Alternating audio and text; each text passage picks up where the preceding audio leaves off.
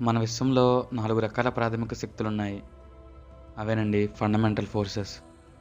మొదటిది గురుత్వాకర్షణ శక్తి, gravitational force. రెండవది విద్యుదయస్కాంత శక్తి, ఎలక్ట్రోమాగ్నెటిక్ ఫోర్స్. మూడవది బృహత్ సంకర్షణ శక్తి, స్ట్రాంగ్ న్యూక్లియర్ ఫోర్స్. నాలుగవది లఘు సంకర్షణ శక్తి, వీక్ న్యూక్లియర్ ఫోర్స్. మన శాస్త్రవేత్తలు వారి అన్వేషణలో ఈ 4 ప్రాథమిక శక్తులను కనుగొన్నారు. కానీ ఎంతమందికి తెలుసు మన శాస్త్రవేత్తలకు సహితం అంతుపట్టని ఒక శక్తి ఉందని? ఎన్నో సంవత్సరాలుగా ఆ శక్తిని కనుగొనడానికి వాళ్ళు బుర్రలు పగలగొట్టుకుంటున్నారని, ఆ శక్తిని కృష్ణశక్తి లేదా కృష్ణ పదార్థమని, దాన్నే ఇంగ్లీష్లో dark energy or dark matter అంటారని. ఈ ప్రాథమిక శక్తులు సమాజానికి అన్వయించుకుంటే మొదటి 4 శక్తులు భగవంతుని సూచిస్తే 5వ శక్తి దుష్టశక్తిని సూచిస్తుంది. ఈ 4 శక్తులు ధర్మమైతే ఆ కనిపించని 5వ శక్తే అధర్మం. మన భారతదేశం ధర్మాధర్మాలకు ఎంత ప్రాముఖ్యత ఇచ్చిందో ఎన్నో పుస్తకాల్లో చదివాం, చూసాం కదా. మన ప్రాచీన భారతంలో ఈ డార్క్ ఎనర్జీ గురించిన ఎన్నో ఆనవాళ్లను ఆ కాలంలోనే మన భారతదేశం ఈ విశ్వానికి పరిచయం చేసింది. అందుకే నేను ఎప్పుడూ అంటాను, సారే జహాసే అచ్చా హిందుస్థాన్ హమారా. అధర్మం విచ్చలవిడిగా పెరిగిపోతే అప్పుడు ధర్మం అనేది ఆ అధర్మం యొక్క ఆనవాళ్లను ఒకటి వేళతో సహా తుడిచిపెట్టడానికి ఒక అద్భుతమైన మహాకావ్యాలను మనకు పరిచయం చేస్తుంది. అందులో ఒకటే ఈ కల్కి ద్వైతం. ఫ్రెండ్స్, చాలామంది ఈ వీడియో చూసి వెళ్ళిపోతున్నారు. కొంచెం వీడియోని లైక్ కొట్టి మర్చిపోకుండా సబ్స్క్రైబ్ చేసి కొంచెం ఎంకరేజ్ చేయండి. సాగర్ మంథనంలో 4 భాగాలు పూర్తయ్యాయి. ఎవరైనా కొత్తగా ఈ వీడియో చూసే ముందు ఆ 4 భాగాలు చూశాకే ఈ వీడియో చూడండి.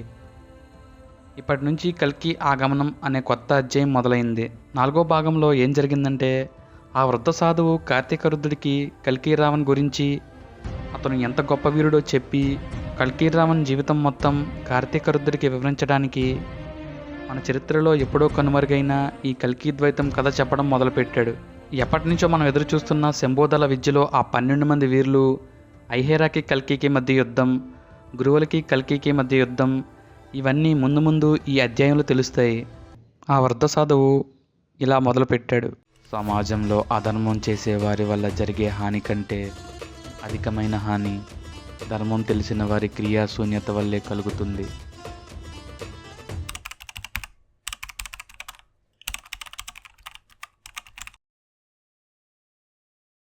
ఆ రోజు ప్రకృతి కబళించింది.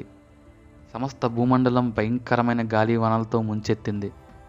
ప్రకృతి సైతం ఆ పసివాడి ఉనికిని గుర్తించి భయంతో విలయతాండవం చేస్తుందంటే ఎవరా శిశువు?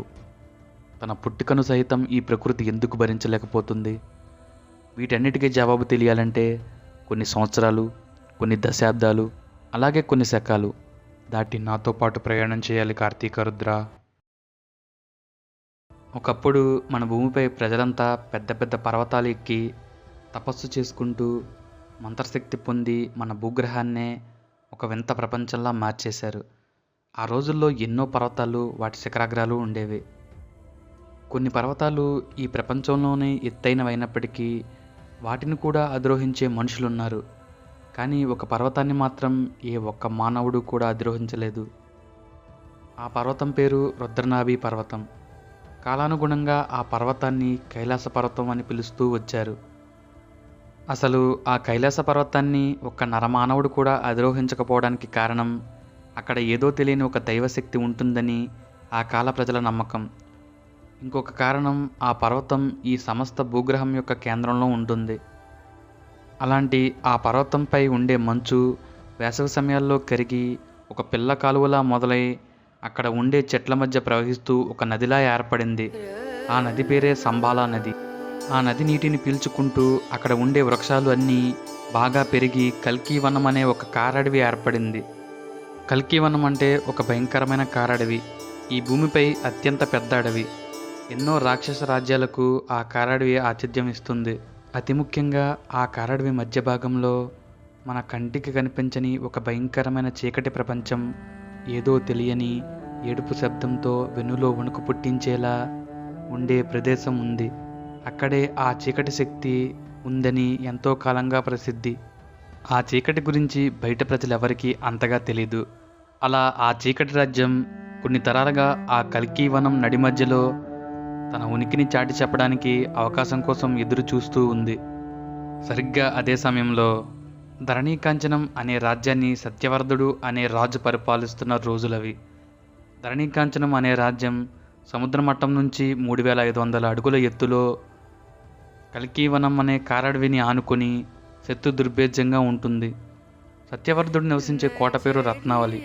రత్నావళి అత్యంత సుందరమైన కోట.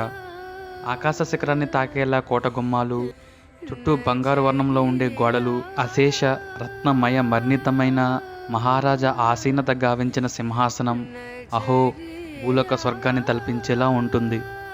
సత్యవర్ధుడు చాలా గొప్ప రాజు. అతని పరిపాలనలో ప్రజలు సుభిక్షంగా ఉండేవాళ్ళు. సత్యవర్ధుని గురించి రాజ్యంలో ఎవరిని అడిగినా అతని కీర్తి ప్రతిష్టలు పొగడకుండా ఉండేవారు కాదు. అతని కీర్తి ప్రతిష్టలు ఈ ప్రపంచమంతా వ్యాపించాయి.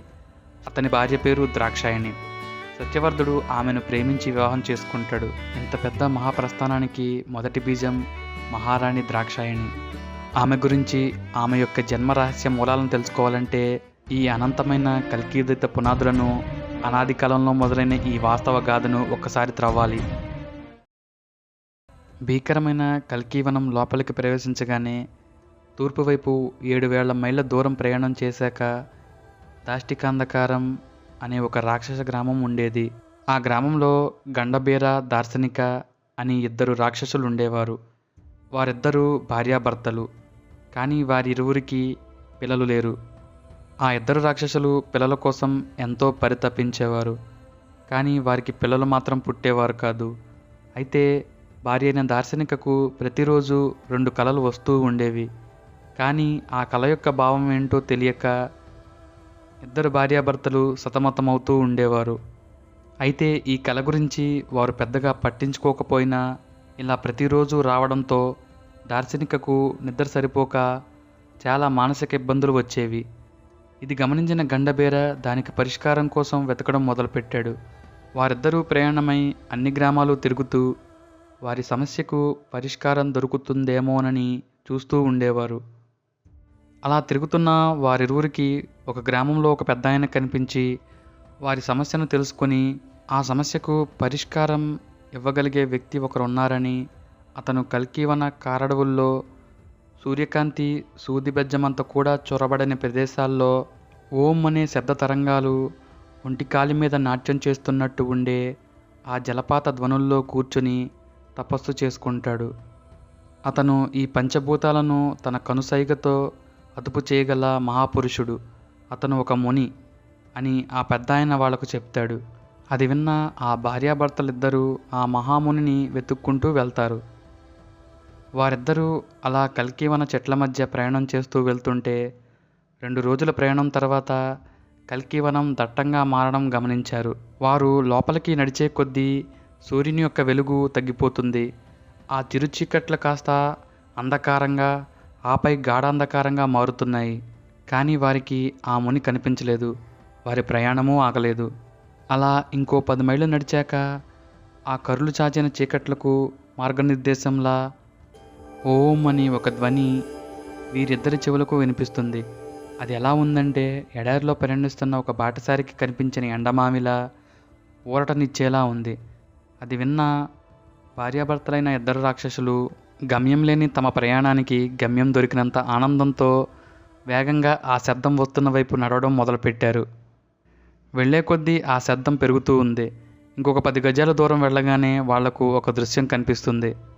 ఆకాశాన్ని తాకే మహావృక్షాల మధ్య నుండి అణువంతైన కాంతిరాని కల్కీవనంలో తన దేహ కాంతి పడి పారుతున్న సెలయేటి నీటి బిందువులు వజ్రాల్లా మెరిసిపోతుంటే ఆ చిరు కాంతిలో నుంచి ముడి వేసిన కేశాలు, కండలు తిరిగిన బాహువులు ఓం ఓం అని ఒక వ్యక్తి మంత్రం జపిస్తూ ఉంటే అక్కడ ఉన్న రాళ్ళు సైతం ఆయనకు నమస్కరిస్తున్నట్టు కనిపించిన ఆ దృశ్యం ఆ 2 భార్యాభర్తలను సైతం ఆశ్చర్యంతో చూస్తూ ఉండిపోయేలా చేశాయి. ఆయనే కళరీ వంశానికి చెందిన యుధిష్ఠి మహాముని.